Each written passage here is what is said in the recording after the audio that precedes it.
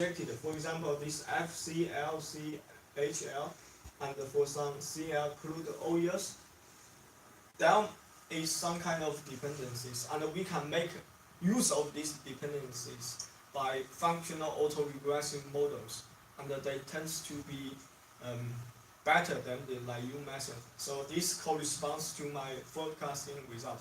So you can remember those commodities who got rejected, and let us see what oils. Those are the commodities who has some kind of dependent structures in terms of these functional time series setting. So we will see the forecasting result. Okay, so that is what I obtained. So the last thing is we want to do an forecasting exercise, and we are using several methods.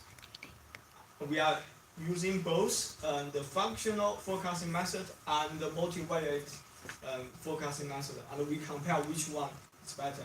So the first model we are using is functional autoregressive model with lag 1. So that is the corresponding AR1 model in the functional world. So you only depend on the previous curves.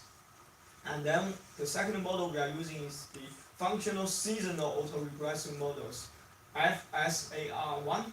So you have lags, multiple lags on the right hand side, so they can have different kind of capture different kind of seasonal patterns. And this method is designed by Kagin and Otensky in 2008. So the idea is to extract factors that make that are useful for the predictions. So you extract those factors from the previous data. It's like FDA. Okay, you extract factors and you use those factors for the prediction. But the way is that this is done in the functional setting. And the multivariate method that is most famous for this kind of term-struct forecasting is designed by Dilbert and Lee 2006. So they are using this dynamic DNS model. So the original application of this paper is they are focusing the yield curves of bonds, or they are focusing term structure of interest rate. But for interest rate, you have fixed time to expel. So you have interest rate at 1 month, half a year, 1 year, 2 year, 5 year, and 10 years. So those time to expels are always fixed. But we cannot directly use this method because we have varying time to expel. Like the cone, suddenly you change it from 0 to 2. So the way we use their method is that we first have this kind of full forward curves, and then we apply this Dilbert and Lee method. The last thing is naive method. You always use the previous curves as your prediction. So in summary, we have those 1, 2, 3, 4, 5, 6, 7 methods. Okay. The first one is functional autoregressive 1 method, and then we have 3 seasonal models, and they have different lags. Okay. The first one is you can think that's a functional autoregressive 2 model. That's a functional autoregressive 4 model. Then you have the lags at 5, 21, 6, T3. So why are those weird numbers here? So 5 trading days ago is the trading day in the last week. Okay, because you don't do trading in the weekend. 21 means the trading day in the previous month, and the 36 is the trading day in the last quarter. So those lags capture the seasonal effect, and that's the DL model, and the last one is the naive model.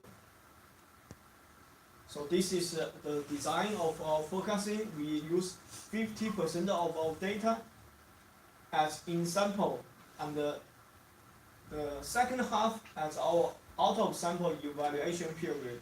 And we always make one step ahead forecasting.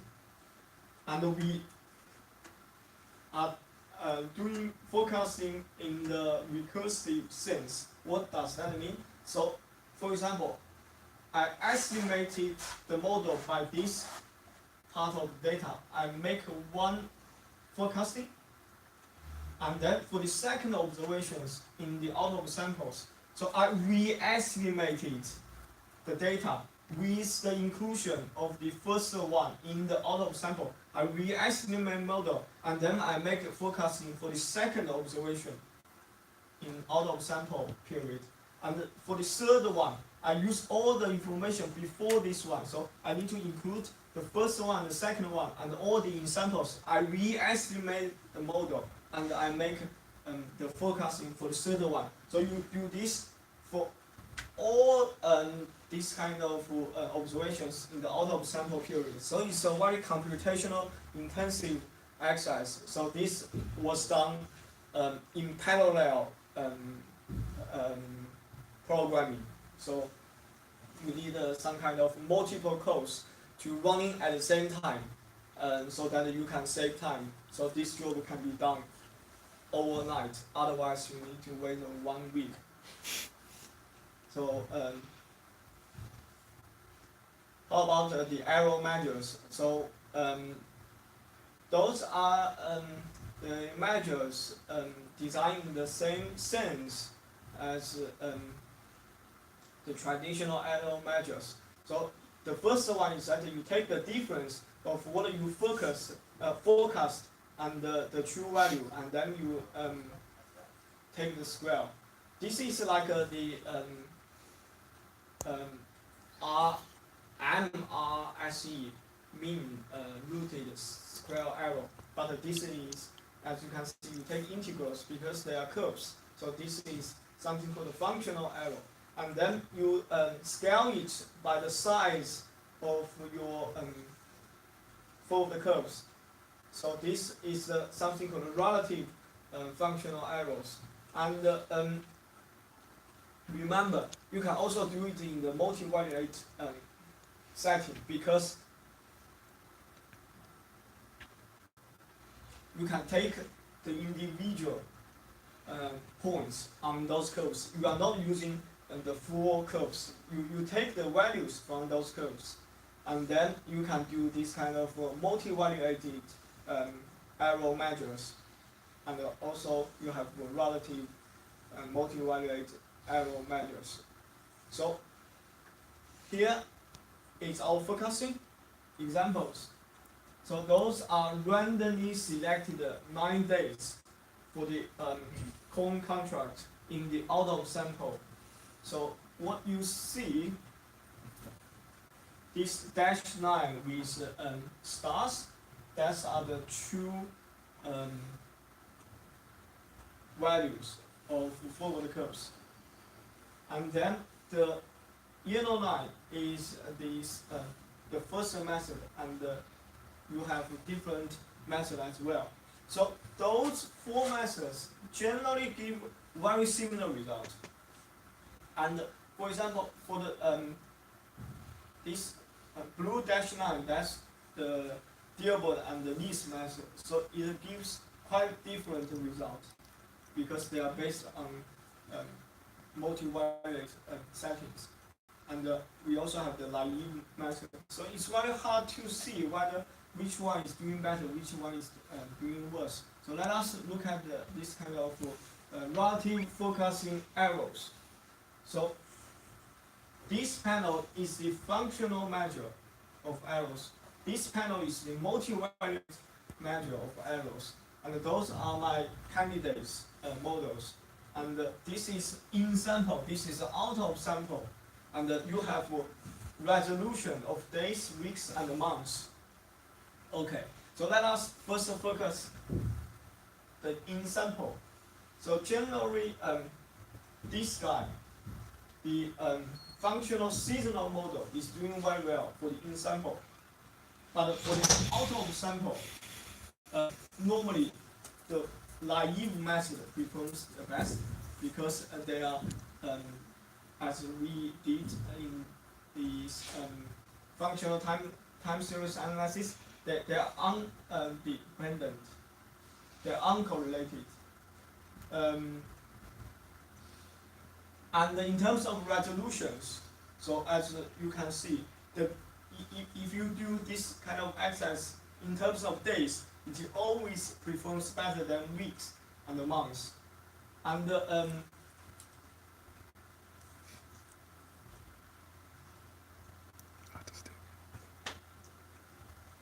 for the individual forecasting, it is included in the paper. I didn't report it here because you have 24 tables, and that's a very long table. The generally result is that what you see rejected here, the functional method, they can beat the naive method. So that's why you can capture this kind of, you can use this kind of dependent structure. So I haven't included here, but it is in the paper. So summarize on the forecasting result.